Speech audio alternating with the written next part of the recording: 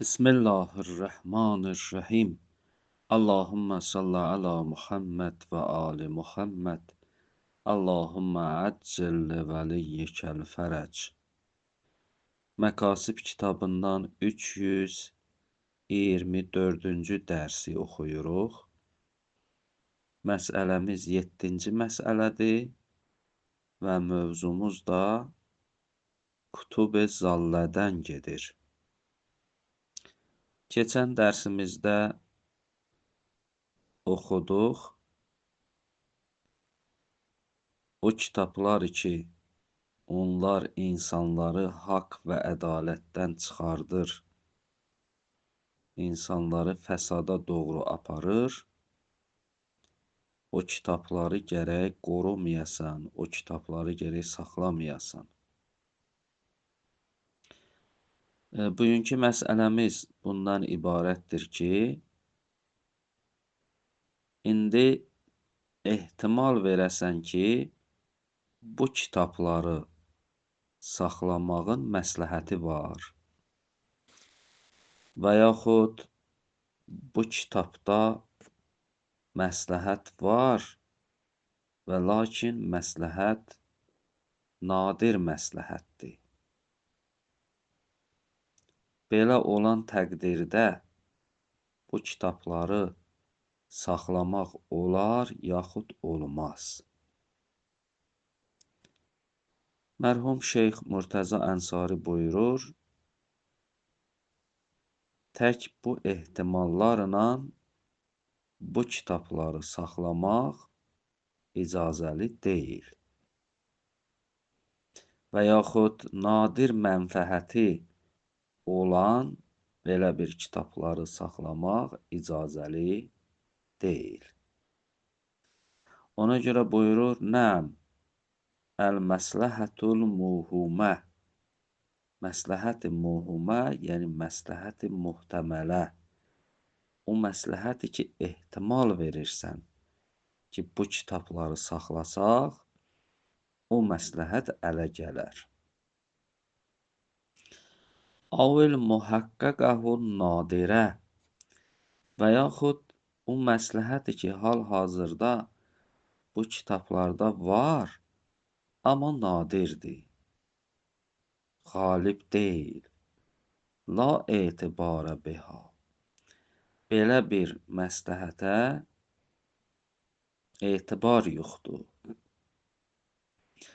Fəla yəcuzul ibqa bi mücərrədi ehtimali tərəttubi məsləhət əla zalik. Buyurur, icazə yoxdur ki, insan elə tək bir dənə ehtimal verdi ki, bu kitabları saxlasam, bunun məsləhəti var, bunun xeyri var. Elə tək bu ehtimalla bu kitabları saxlamaq olmaz. Mə kovnul qalib tərəttübül məfsədə. Amma o tərəfdən də bilirəm ki, qalibən çox vaxt bu kitabları oxuyan adam haqdan, ədalətdən çıxır, yəni məfsədəsi var. Qalib mənfəhəti məfsədədir, nadir mənfəhəti məsləhətdir. Belə olduğu təqdirdə bu kitabları saxlamaq icazəli deyil. Və kəzalikəl məsləhətun nadirə əl-qeyrul mu'təddu biha. Və ha belədir ki, əgər bu kitabları saxlasan, orada məsləhət-i nadirə, nadir məsləhət ələ gələr. Və lakin həmən məsləhətə ürfüdə, cəmiyyətdə ağıllı insanlar etimad eləmir. Məsələn, necə? Ehtimal verirsən ki, bu kitabları 10 nəfər insan görər, 10 nəfər insanın içində 8 nəfər bu kitabları oxuduqda haqq və ədalətdən çıxar. Amma 2 nəfər insanın əqidəsi daha möhkəmləşər. İndi burada bu kitabları oxumaqda həm məsləhət oldu, həm də məfsədə oldu. Məfsədə bu oldu, 8 nəfər haqq və ədalətdən çıxdı. Məsləhət bu oldu ki, 2 nəfərin etiqadı möhkəmləndi. Bu 2 nəfərin etiqadının möhkəmlənməyi məsləhətdir, amma nadir məsləhətdir və eyni zamanda bu məsləhətə, bu faydaya insanlar etimad eləmirlər. Bu mu'təddun biha deyil, qeyrul mu'təddun biha deyil. Belə olduğu təqdirdə də yenə də bu kitabları saxlamaq icazəli deyil. Və qəd tuhəssəl min zalik. Mərhum şeyx buyurur, bu söhbətlərimizdən, bu bəhsimizdən bu hasil olur ki, ənnə hifsə kutubəz zəlal la yəhrum. Buyurur, bu zəlalətə aparan kitabları hifz eləmək, onları saxlamaq, onları qorumaq haram deyil. İlla min heysu tərəttubi məfsədətuz zəlalə qətən av ehtimalən qəribən. Yalnız bu kitabları saxlamağın haramlığı bu cəhətədir ki, o məfsədə bu kitabları saxlamaqda gəlir. Özü də bu məqsədədir ki, qətən, yəqinən bilirik ki, bu insanları zəlalətə salar. Av ehtimalən qəribən, ehtimali qərib, yəni zənni qəvi və yaxud insanın qəvi zənni gəlir ki, bu kitablar insanları haqq və ədalətdən çıxardacaq, zəlalətə aparacaq. Bu surətdə bu kitabları saxlamaq haramdır. Amma birdən bu məfsədələr olmasa, bu zərərlər olmasa, onda bu kitabları saxlamağın haramlığı yoxdur. Fəin ləm yəkun kəzalik. Əgər belə bir məfsədə, belə bir zərər bu kitabları saxlamaqda baş verməyə, Av kanətil məfsədətul muhaqqəqə muarəzətun bi məsləhətin əqva. Və yaxud bu məfsədə ki, bu zərər ki, bu kitablardan hasil olar, bu zərər taarruz eləyə ondan güclü olan məsləhətinə. Yəni bu kitabların saxlamağın həm xeyri var, həm zərəri var. Görürük ki, xeyri zərərdən çoxdur. Buna deyirlər məsləhəti əqva. Av arəsətil məfsədətul mutəvəqqiə məsləhətun əqva.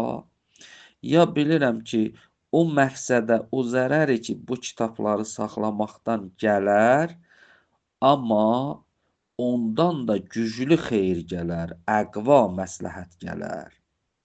Av əqrəb vuqu'ən minha. Ya görürük ki, bu kitabları saxlamaqdan bunların xeyri daha zərərdən tez gələr, daha xeyri çoxdur, xeyir daha əqrəbdir zərərdən. Bax, bu neçə surətdir da? 1, 2, 3, 4 surət.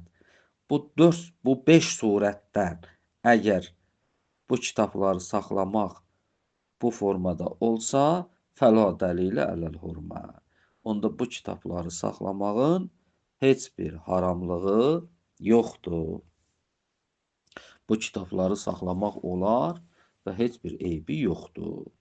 Bizim məsələmiz bundan ibarətdir ki, əgər bu kitabları saxlayasan, bu dediyimiz 5 dənə yerin heç biri olmaya, məhz fəsad gələ, məhz zərər gələ, onda deyərik ki, bu kitabları saxlamaq haramdır. İndi mərhum Şeyx Murtəza Ənsari buyurur, yalnız o surətdə deyə bilərik ki, bu kitabları mütləq şəkildə saxlamaq haramdır, orada icma sabit eləyə. Əgər icma bizə desə ki, bu kitabları mütləq şəkildə saxlamaq haramdır. İstəyir bunun məsləhəti olsun, istəyir məfsədəsi olsun, istəyir bunun xeyri olsun, istəyir zərəri olsun. Əgər icma bizə desə ki, bu kitabları saxlamaq qəti şəkildə haramdır, daha məsləhət və məfsədəyə dəxli yoxdur, bəli, ondan sonra biz deyə bilərik ki, mütləq şəkildə bu kitabları saxlamaq haramdır. Amma icma əgər sabit eləsə, əgər bir icmamız olsa, əsrin alimləri hamı desə, onda bu sözü deyərik.